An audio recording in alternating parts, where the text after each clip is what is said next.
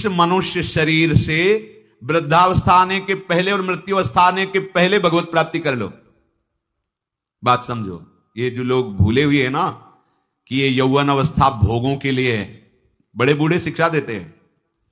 अरे तुम तो अभी तुम्हारी तो खेलने खाने की उम्र, भजन की उम्र है तुम्हारी, तो उनसे पूछो जो उपदेश दे रहे हैं खेलने। तुम्हारी उम्र कौन सी है?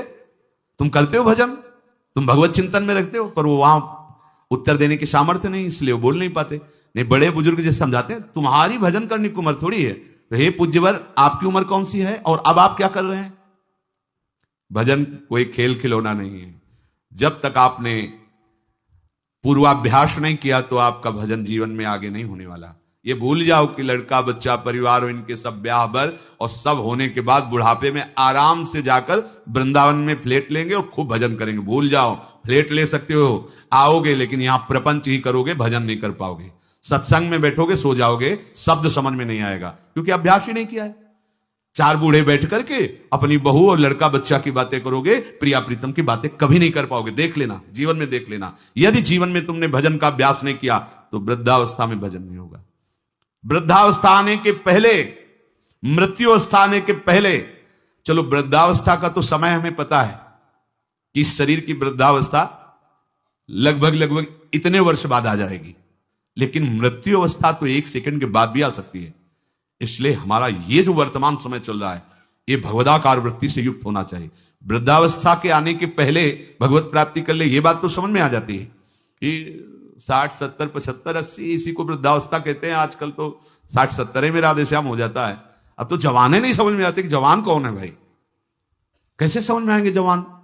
15-16 की अवस्था है। आप अभी सुने थे प्रश्न उत्तर में, एक ने कहा हमें बहुत निगेटिव विचार आते हैं। तो भैया तो पाप का लक्षण है।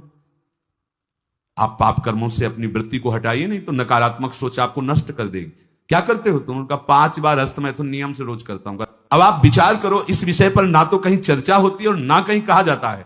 छोटे छोटे बच्चे ऐसी निकृष्ट आदत को प्राप्त हो गए, अब ये जवान होंगे, अब इनमें भगवदानंद की आकांक्षा जागृत होगी, ये कहीं सतमार्ग जान पाएंगे?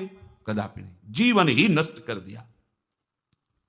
शास्त्रीय सिद्धांत है, गुरुकुलों में इसीलिए बच्चों को रखा जाता था, चाहे राजा के हो चाहे प्रजा के हो।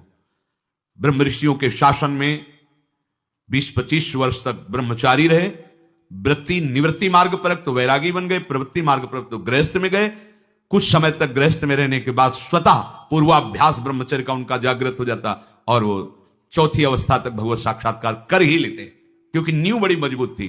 अब छोटे छोटे बच्चे स्मार्ट मोबाइल, आचरण, गंदे दृश्य देख देख करके गंदे कर लेना, कैसे उनके अंदर बात आएगी कि वृद्धावस्था पहले भगवत प्राप्ति कर लें? जरूरत ही नहीं भगवत प्राप्ति की, उनको आकांक्षा ही नहीं हो, जानते ही नहीं भगवत प्राप्ति क्या है, क्यों करना चाहिए। वो बस वो चाहते हैं, जो दृश्य देखते हैं वही करना चाहते हैं, जो सुनते हैं, जो बोलते हैं वही चिंतन होता, जीवन एकदम नर्क बन जाता है।